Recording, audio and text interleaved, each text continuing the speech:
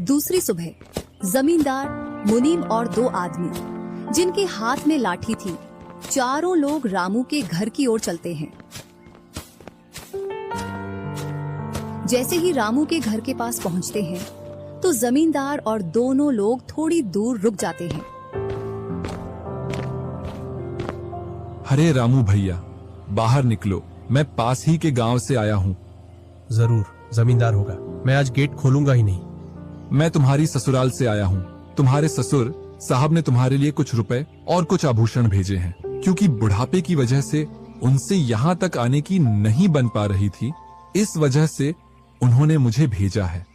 इतना सुन रामू के मन में लालच आ जाता है और वे फटाक से गेट खोल देता है।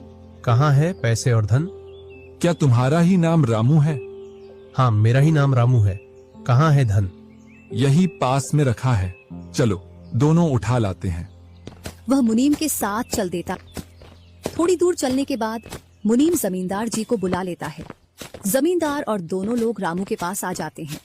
लाओ, मेरे पैसे लौटाओ, ब्याज समेत। मैंने आपसे पैसे नहीं लिए। ये ऐसे नहीं मानेगा। अब तुम दोनों के हवाले करता हूँ, तुम चाहे जैसे इससे पैसे निकालो। और दोनों आदमी रामू को लठ से मारते हैं। रामू चिल्लाता हुआ, अरे भाई रुको, अरे भाई रुको, मत मारो, अरे भाई रुको, मत मारो।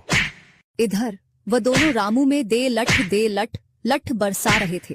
तभी राजू गेट खोलकर देखता है तो रामू पर कुछ लोग लठ से वार कर रहे थे। तो वह दौड़कर उनके पास आता है और बोलता है, अरे भाई रुको।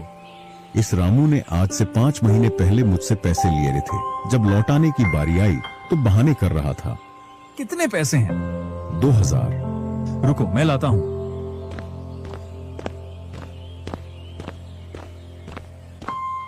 राजू रुपए लाकर जमींदार को देता है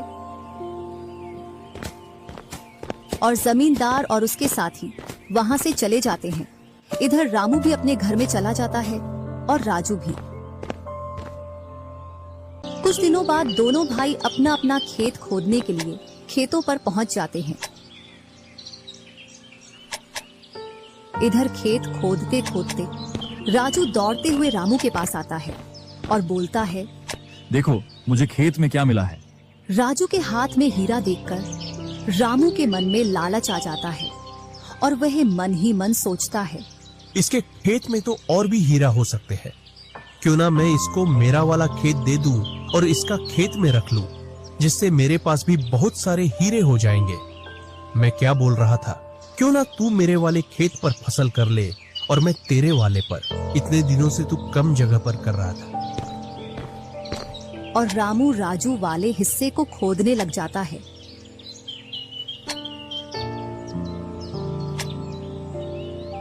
शाम तक पूरे खेत को खोद देता है, लेकिन उसे उसमें कुछ भी नहीं मिलता और थका हारा घर पहुंच जाता है। आज पूरा खेत खोद दिया, लेकिन फिर भी एक हीरा नहीं मिला। जबकि राजू ने खेत का एक कोना खोदा था, उसमें ही उसे एक हीरा मिल गया। अच्छा, आप अगर ऐसे ही मेहनत करते रहे तो एक दिन आपको भी बहुत सारे हीरे मिलेंगे। बातों ही बातों में रामू की नींद लग जाती है। तब वह बोलता है, आज जैसी नींद मुझे कभी नहीं आई। हाँ, अगर तुम ऐसे ही मेहनत करते रहे तो आपको रोज ऐसी नींद आएगी। और रामू उसे वर्ष राजू की तरह अपने खेतों में मेहनत करता है और दोनों की फसलें बराबर निकलती हैं, जिससे रामू के चेहरे पर अलग ही चमक दिखती है। एक दिन चारों लोग साथ में बैठकर खाना खा रहे थे। क्या सच में उस दिन खेत में से हीरा निकला था? हाँ भैया, निकला था ना।